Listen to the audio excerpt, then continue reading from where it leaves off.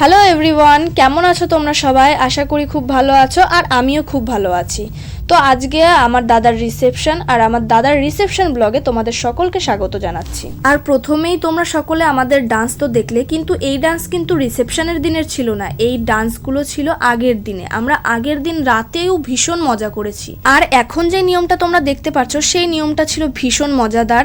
এক হচ্ছে বৌদি খাবার যে ঢাকা রয়েছে প্লেট দিয়ে, সেই প্লেটগুলো ছুঁড়ে ছুঁড়ে ফেলবে আর সেটাই আওয়াজ না করে দাদাকে আবার ঢেকে রাখতে হবে। তো ভিডিওটা তোমরা দেখতে থাকো, আর এই সময়কার মেন অডিওটাও আমি নেক্সট পার্টে দিয়ে দিয়েছি, তোমরা সকলে দেখো।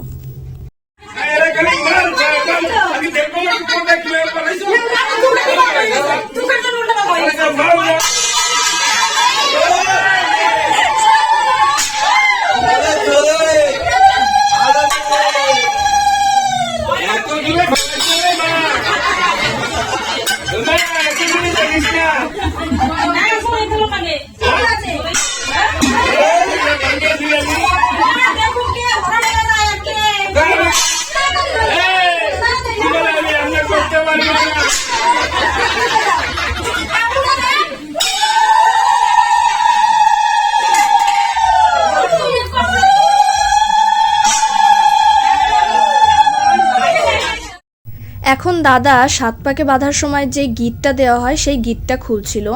আর সত্যি কথা বলতে আমি ভেবেছিলাম যে মেন অডিওর যে ক্লিপটা রয়েছে সেইখানেও আমি কিছু ভয়েস দেব, কিন্তু আমি দেখলাম যে ওর মাঝে যদি আমি ভয়েস দিই তাহলে হয়ে গেল, আমার কথাই খুঁজে পাওয়া যাবে না, কারণ এত চিৎকার এত চেঁচামেচি, হয়তো কারোর কথাও স্পষ্টভাবে একটা কথা বোঝা যায়নি।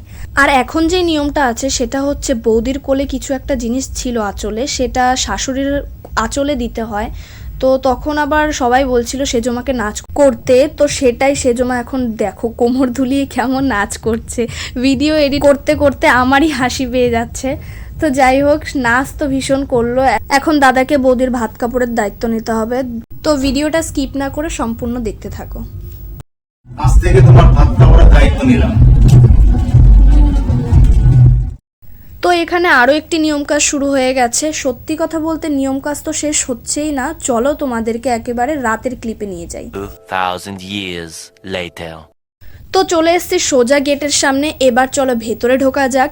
ভেতরে ঢুকেই দেখি প্রচুর ভিড় রয়েছে, আর বেশি ভিড় ছিল ডান দিকের পোর্শনটাই, কারণ সেখানে ছিল ফুচকা আর কফির স্টল, আর স্ক্রিনে আগের দিনের বিয়ের ভিডিও দেখানো হচ্ছিল।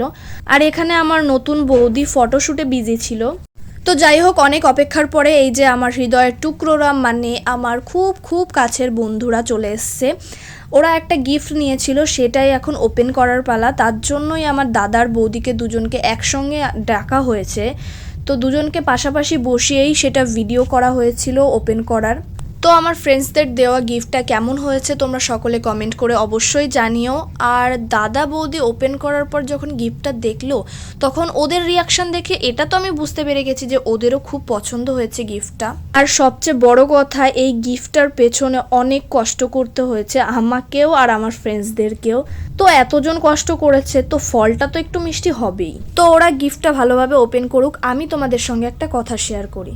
আমি নিজেও বুঝতে পারছি যে আমার ভিডিও আপলোড দিতে অনেক সময় লেগে যাচ্ছে, কারণ ভিডিও করা থেকে শুরু করে এডিটিং, ভয়েস ওভার দেওয়া সব কিছুই আমি নিজের হাতে করি।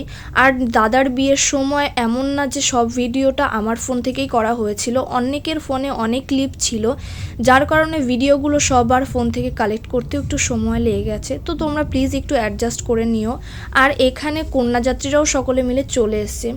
অনেক কষ্টের পরে, অনেক অপেক্ষার পরে নিজের মুখটাও তোমাদেরকে দেখাতে পারলাম। তো রিসেপশনের দিন আমাকে কেমন লাগছিল সেটা অবশ্যই কমেন্ট করে জানিও। তো এদিকে আবার আমাদের নাচও শুরু হয়ে গেছে, তো আমরা একটু নাচতে থাকি, তোমরা ভিডিওটা দেখতে থাকো।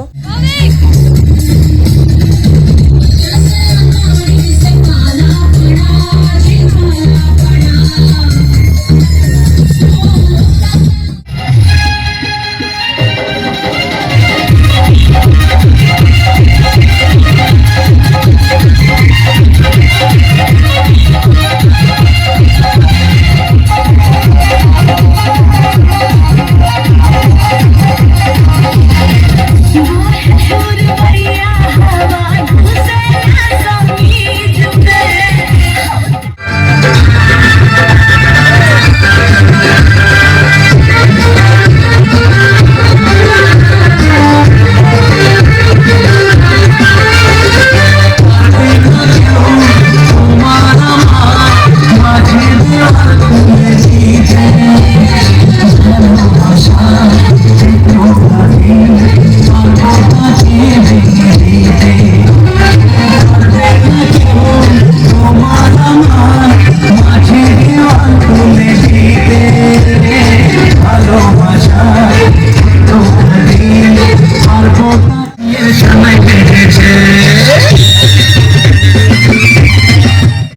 যাই হোক, অনেক নাচ করে ফেলেছি, এবার খাওয়া দাওয়া করে নিই। আর খাওয়া দাওয়ার সেরকম কথা মনেই ছিল না, কারণ নাচ করে আমরা পেট ভরিয়ে নিয়েছি। তো যাই হোক, আজকের মতন এখানেই শেষ করছি। ভিডিওটা ভালো লেগে থাকলে অবশ্যই লাইক, কমেন্ট, শেয়ার সব করে দিও। আর চ্যানেলটিকে অবশ্যই সাবস্ক্রাইবও করে দিও। খাওয়া দাওয়ার দিকে কারোরই মন নেই। যাই হোক, দেখা হচ্ছে আবার নেক্সট ভিডিওতে। টাটা।